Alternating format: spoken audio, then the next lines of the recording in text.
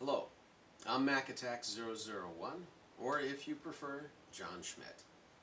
And I'd like to clarify a comment that I left on Sameoldji's video concerning headshots in Shadowrun.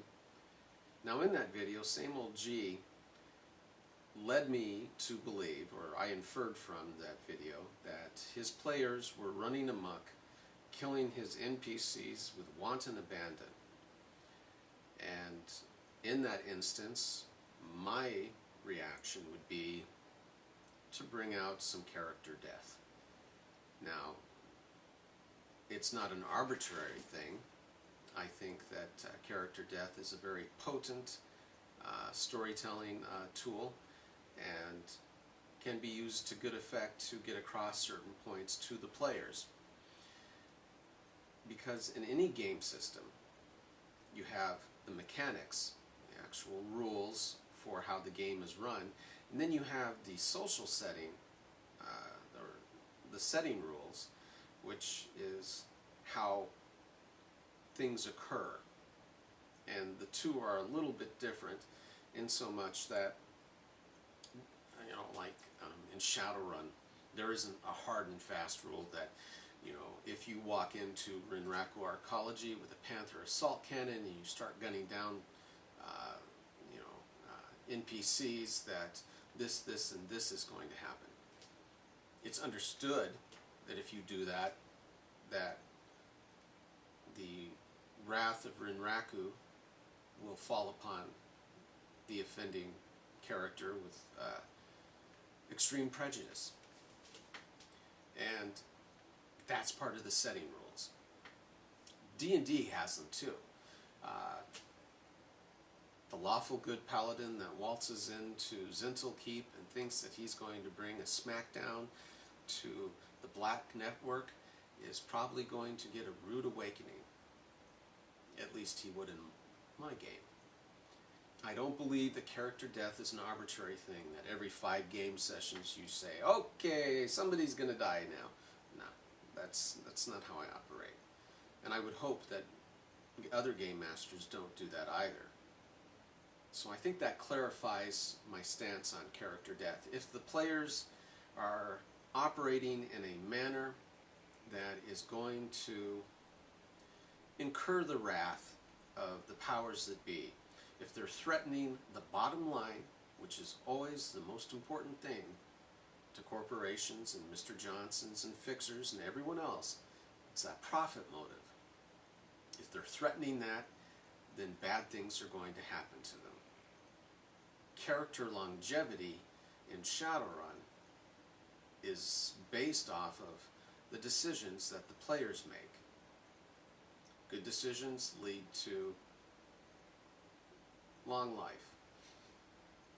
Well, relatively speaking, for Shadowrunners. One of the commenters on the Expendable Characters video said that they had steered clear of Shadowrun because they felt that the game was all about the augmentations and skills as opposed to character development. Again, character development is up to the player. It's not the game designer, it's not even the game master. It's the player's responsibility. I, as a game master, or game designer even, cannot script character development. That's entirely up to you. And character development can take place in any game system. The effete notion that only certain types of game systems promote character development, I actually find to be offensive. In so much that I find it offensive that anyone says, well, so-and-so's a power gamer and that's bad, or so-and-so is Shakespeare in the Park and that's bad, or that's what we should all be doing. No. Games are meant to be fun. If you have fun being a hack and slash player, more power to you. I hope that you find a group of like-minded players that enjoy that same style of gameplay so that you can make the most out of it. At the same point in time, if you're looking for Shakespeare in the Park, I hope that you're able to find a group of players to achieve that with. I think that kind of covers how I feel about the sentiment that Shadowrun doesn't promote character development. Moving on, Sameoldji, I think what I am hearing from your comments and your video is that you're frustrated and that you're looking at the game system and saying, wow, this game system's broken because, you know, the players can do this and this and that. I can absolutely tell you that for every item out there in Shadowrun, there is a countermeasure. You may have to think about it. It may not actually exist within the confines of the material, but there is a way to counter it.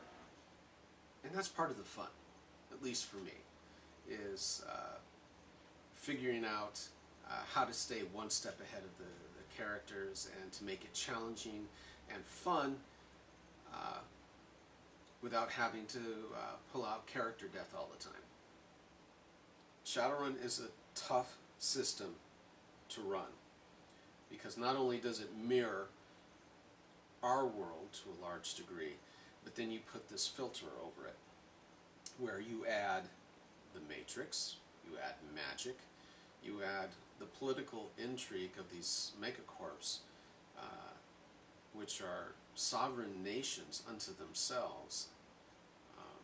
You add in the criminal element, Seopa gangs, Yakuza, Chinese tongues. I mean, there's a lot of stuff going on in here. It's like, it can be overload. And ultimately, I have always found that instead of increasing the scope of the game when I'm having troubles managing it, I actually constrict the focus of the game and try to come to grips with the problems that I'm having at the smaller scale before I actually move up to allowing even more stuff in. Personal style, more power to you for being so engaged and so willing to throw yourself into Shadowrun and to really go for it. I've watched your videos and enjoyed them, and I hope you don't take this as me being critical of either how you're running the game or your views of Shadowrun. I don't think Shadowrun's broken. I think that you're just frustrated and that it's one of those scenarios where you're going to have to, I think, come to grips with the material that you're dealing with currently, especially before opening up the floodgates and letting it all swamp in on you. I hope that clarifies some points and puts out a different perspective for people to mull over. And as always, play games and have fun.